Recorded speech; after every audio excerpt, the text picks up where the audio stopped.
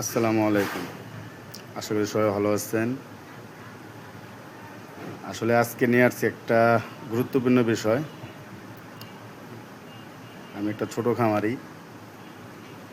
আমার এই ছোট্ট বাচ্চাটার যেকোনো একটা দুর্ঘটনার কারণে ওর এই পিঠের সাইডটা ফুলে যায়। মেবি এটা আপনার অন্য গরু গুঁতা দিছে।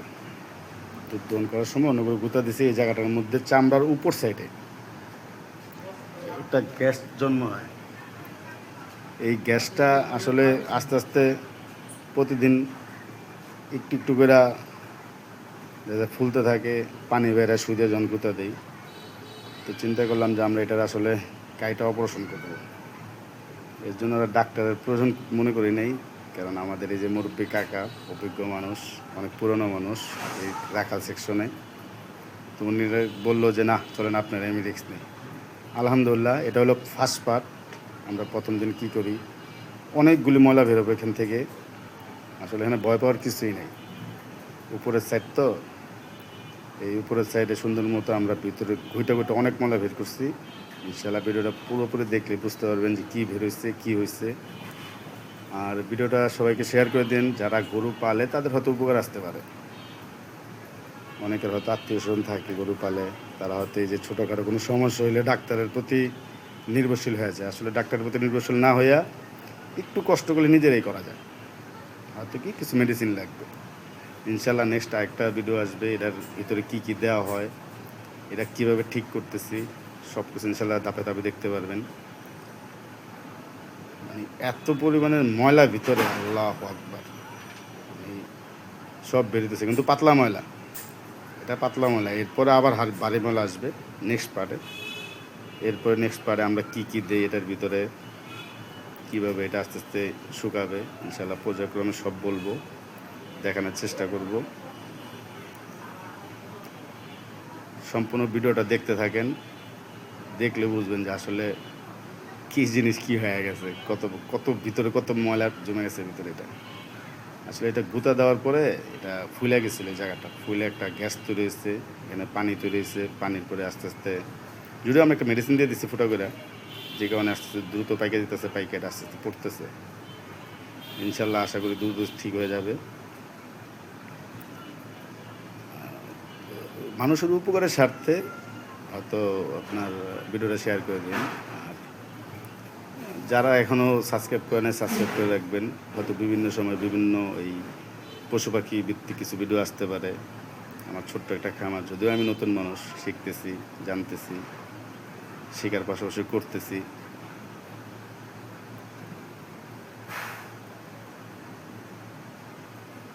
আমাদের কাকা খুব অভিজ্ঞ,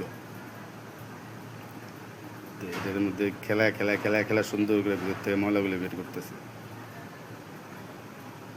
এই একটা বিষয় নিয়ে যদি আমি ডাক্তারের কাছে যাইতাম বা ডাক্তারে ফোন দিতাম, ডাক্তার আইয়া তুমি কাইটা ছিঁড়া বাগা দিয়ে দিত এটারে। বাগা দিয়ে কি আধা ঘন্টার মধ্যে কাজ শেষ করে শেষ। এরপরে তো কাজ আমাদেরই, তাই না? এর জন্য আমরা নিজেরাই এটারে কী করছি। যাক, সবাই দোয়া করবেন যাতে এগুলির থেকে আল্লাহ আমাদেরকে সেবা দান করে, যাতে রোগ বালাই যাতে আমাদের গরুদের কম হয়। সবাই দোয়া করবেন। অবশ্যই ভিডিও দেখলে গরু বাছুর যারটাই দেখেন অবশ্যই মাশাআল্লাহ বলবেন। মাশাআল্লাহর মধ্যে বরকত আছে, এই অনুরোধ আপনাদের কাছে সবসময় থাকবে। চেষ্টা করবেন অন্যর ক্ষতি যাতে না হয়।